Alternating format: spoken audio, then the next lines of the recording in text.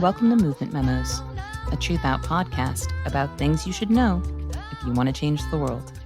I'm your host, Kelly Hayes.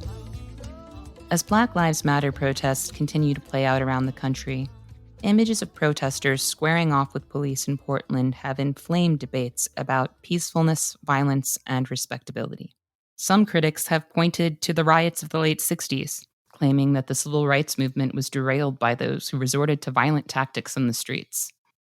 As someone who has been calling for years for people to lock arms against the threat of fascism, regardless of personal difference, I can appreciate some of the sentiments behind these assertions.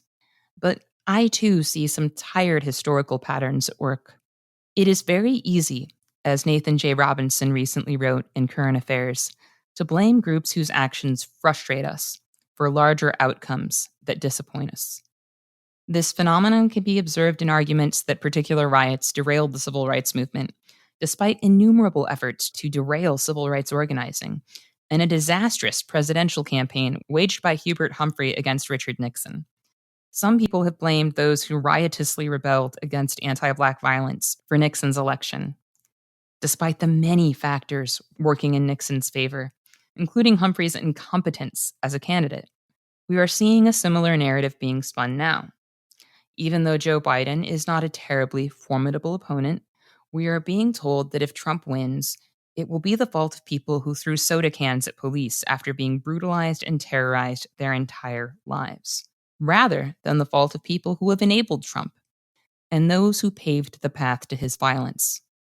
We are told that if Trump wins, it will be the fault of Black protesters and others acting against the anti-Black violence of the state, rather than the violence of white supremacy itself.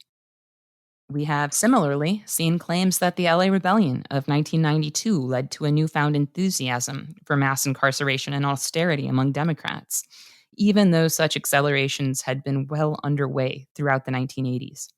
Even historic romanticizations of the idea of general strikes, a tactic we may well need in order to remove Trump, often strip away the reality that the labor movement is, itself, rooted in a great deal of rebellion and historical violence.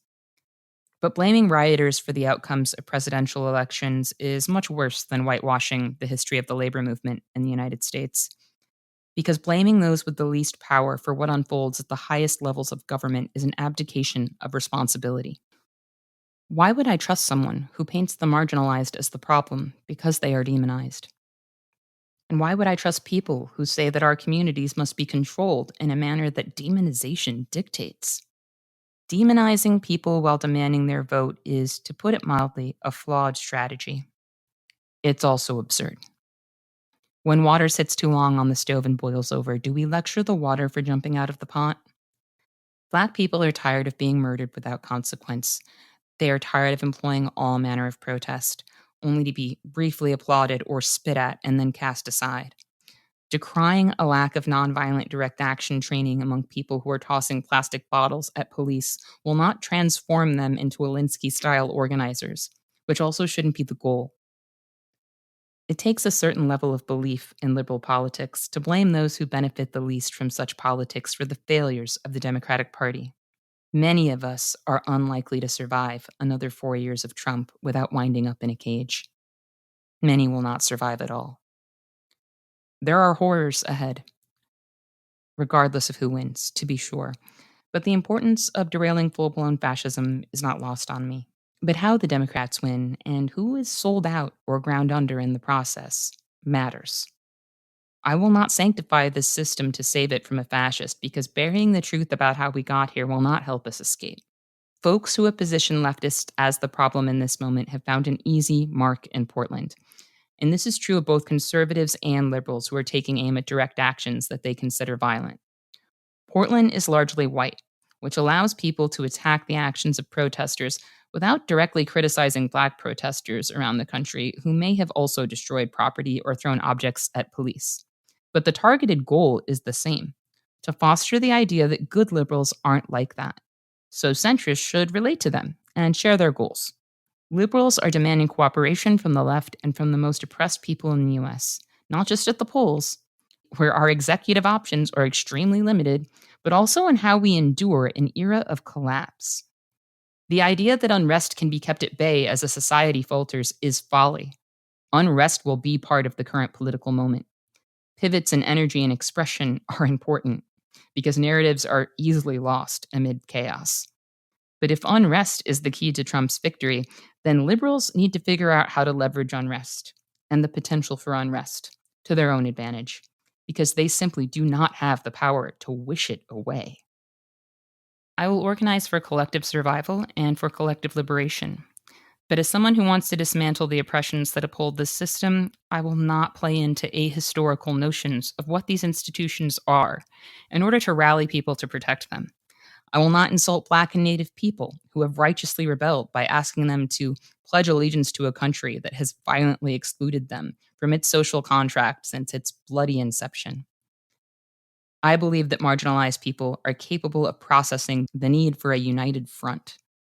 And if I am wrong about that, it won't be because the mythological unity that some are proposing would have persuaded people. I do think imagery of street fights between Trump's Fed squads and protesters could help re-elect Trump. But Trump will also win if this political moment becomes a duel between liberals and the left over respectability and peacefulness. I think this is a good time to examine the lessons of history and also to ask questions. Why did some people in the 1960s riot rather than uniformly committing to nonviolence? How did nonviolence fail them? How did white people who demanded an adherence to nonviolence fail them? Was measuring the utility of their efforts in electoral outcomes alone true to the needs or the aims of Black people? Why are some liberals so sure that it was the riots of the late 60s as opposed to a historically inevitable white fatigue around Black-led protest, or the horribly run campaign to elect Humphrey that delivered us to Nixon? History is a progression of events, but it is also a jumble of actions and reactions that cannot be cleanly divorced from each other. Trump sows chaos. Liberals attacking the left over a peacefulness that will not come is part of that chaos. Although to them, it may feel like order because it is an effort to impose order. In an unjust society, restoring order is often the work of maintaining injustice. If you want people who are inclined to break things to do something else, then organize something meaningful and invite people to direct their energies there. Let's hold direct actions that encourage people to do more than just show up for the next march. Let's plan actions that invite people to defend tenants from eviction, to stop deportations, and to encourage networks of care in our communities. Actions where we meet our neighbors and align against the forces that are harming them.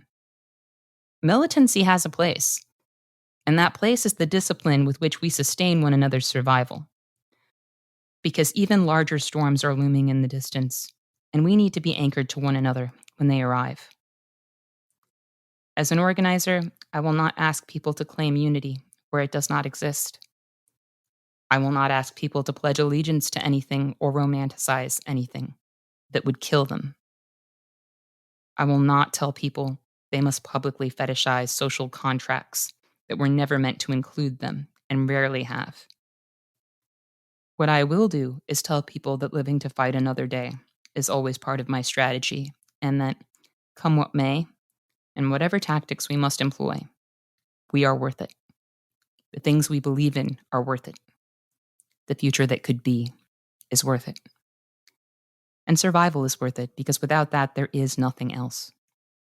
So whether we're taking on police violence, evictions, federal relief, ableism, or any of the other issues we must face, when I step into the fray, I am inviting folks to join me in an act of survival, in the pursuit of collective liberation. So let's dream new worlds into being with the protests we stage, and let's survive together so that we might live to see those dreams realized in a freer, more beautiful world. To those of you who are in the streets protesting, whether you are marching, setting up mutual aid tents, or squaring off with Trump's feds, my heart is with you, and with everyone who would be there if they could. Onward towards Black liberation, the destruction of capitalism and white supremacy, and the abolition of the prison industrial complex. Until next time, I'll see you in the streets.